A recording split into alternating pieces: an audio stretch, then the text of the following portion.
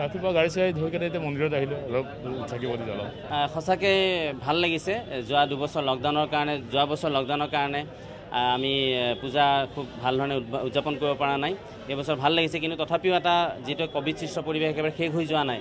সেইকাৰণে সকলোৱে সাৱধান হয়, সজাগতা মানি যাতে সকলোৱে যাতে পূজা উদযাপন কৰে।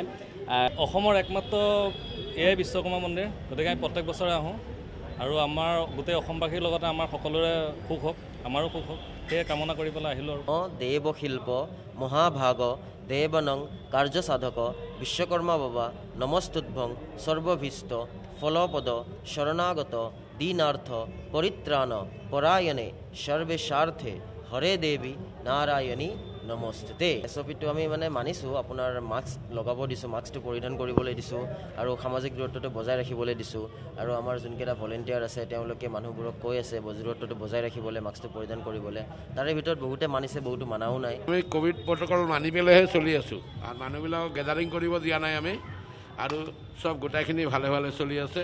বিশ্বকৰ্মা আছে, অফিচত যাম, এতিয়া নিজৰ গাড়ীখন পূজা কৰিবলৈ আহিছোঁ আৰু বিশ্বকৰ্মাৰ তোমাকো শুভেচ্ছা দিছোঁ, কাৰণ অসমবাসীৰ লগতে গোটেই অসমবাসীকে মই বিশ্বকৰ্মাৰ শুভেচ্ছা জনাইছোঁ।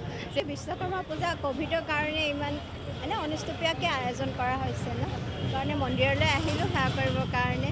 প্ৰত্যেক বছৰে আহোঁ, বৰ সুন্দৰ পৰিৱেশ এটা হয় আৰু আপোনাৰ যেতিয়া সকলোখিনি বিশ্বকৰ্মাৰে হয় তেওঁৰ চৰণতে অহা যায় আৰু মন্দিৰৰ পৰিৱেশটো খুব ভাল, আপোনাৰ সুন্দৰ।